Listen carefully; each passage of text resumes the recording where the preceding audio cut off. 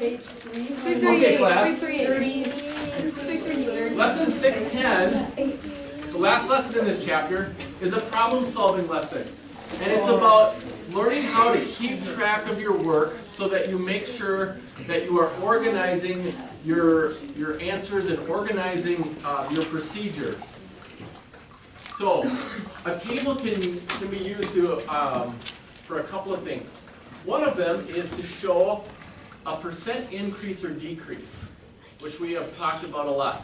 Percent increase or decrease. So, for example, let's say that you have a car that's worth $10,000, okay? And each year, stop talking please.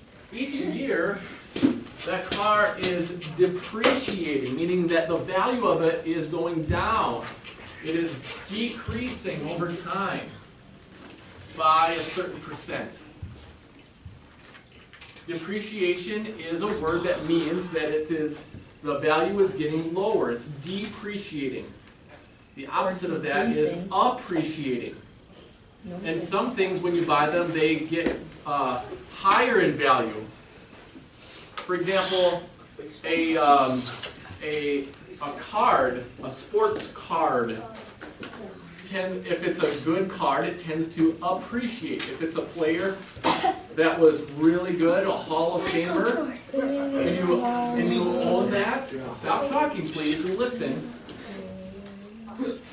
The value of that card might go up over time by a certain percent.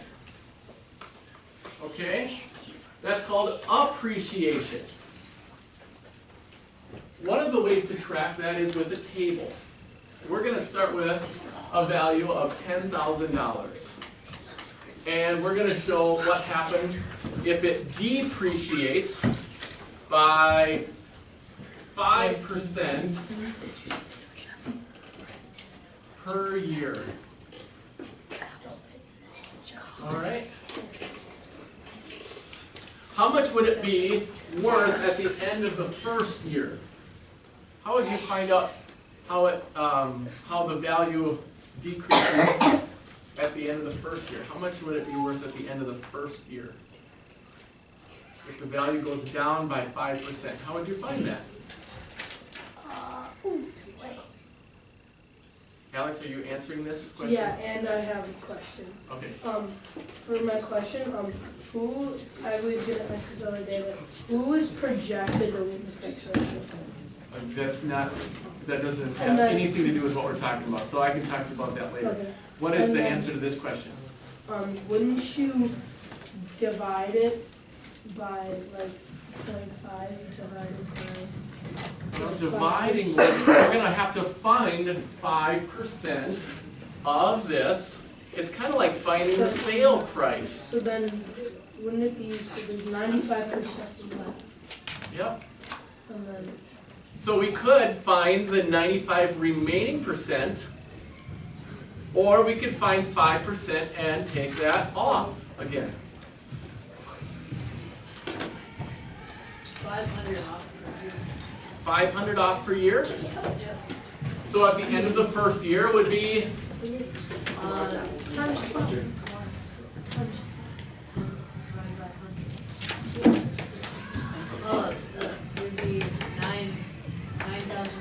$9,500. But then at the beginning of the next year, before the 5% is taken off, we're starting with a new value. So it's not just subtract 500 each year. We have to start over and take another 5% off. Right? So what would the value be worth after 2 years? 9,000. 9,000? Would it be the same amount off? Quiet, please. Would it be the same amount off? No. Is 5% of 10,000 the same as 5% of 9,500? Would it be 10,000? No. Brett. It's actually 475. $475, right? Because we're starting with a new regular amount. If this was the new regular price, 5% off, it's not going to be the same amount as last time because the amount is different. The amount is lower, so the 5% will be a lower number. So it's 475, is that right? Yeah, nobody said 475. So we have to subtract 475 from this amount to get the price after 2 years. What would that be, Emily? Take out your calculator. Follow along.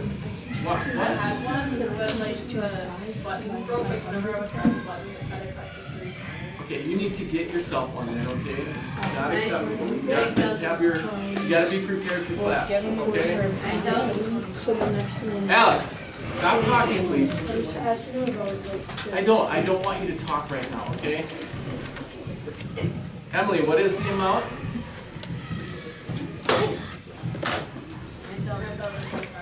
9,025. And the amount would keep getting lower and lower and lower each year, wouldn't it?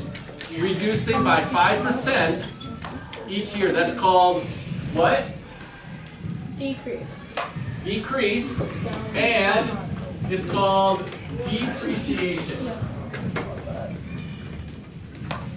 Depreciation.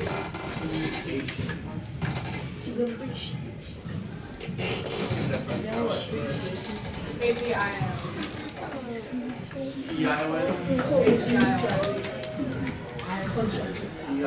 Sure.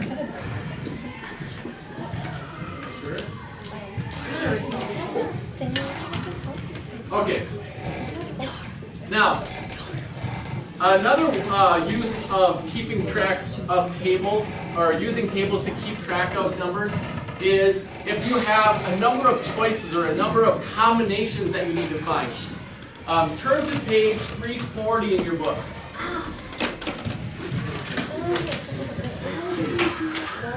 This might happen to you in high school. Keeping track of your locker combination. Oh, which calls you Right? one. Listen. Play it, please. Stop talking. Cher's forgotten the combination of her locker. She knows it consists of 4 numbers. Oh, we did this. 3, 5, 7, and 9, but she can't recall the order. She decides to try every possible order until she gets the right one. How many possible orders are there? We did this last year. We took notes on it because I still have it. Yeah, yep. 16. And it's like a little graph thing. No. So, using a table can help you. There are, starting with the lowest number. 3. Yep. Oh. 3, and then after that there could be 2. 5, 7, and 9, and then another 3, and it could be 7, 9, 5, And then 9, 5, and then 7. another 3, 9, 5, 7. and then 9, 5, 7, And then 3, 5, 9, 7, 9 or something. and then 3, 3. 9, 3, 5, 9. No, 3, 5, 9, 7. 3, 9, 5, and so on. 9, 7. Yeah, you do. 9, 7, 3, 9, 9, 7, 5. Or you could go to Home Depot and buy a lock cutter and then cut the lock. And 3. That's the easy version. Like, Like, go to Menards. Now, listen, you would need to go through all of the 3s, and then all of the 5s this way, and then all the 7s this way, and all the 9s this way. Okay? And using a table can help you make sure that you have the right order. Okay? Listing them in an order helps you figure out, did I miss any of the combinations? Okay? And a table helps you with that. what I want you to do for tomorrow is to practice this. I want you to do number 4 from page 340. And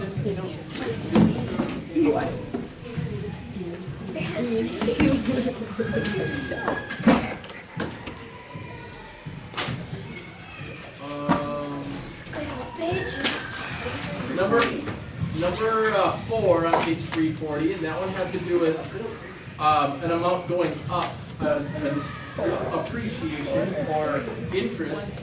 4? Yep, number 4. And then number 5 is a combination.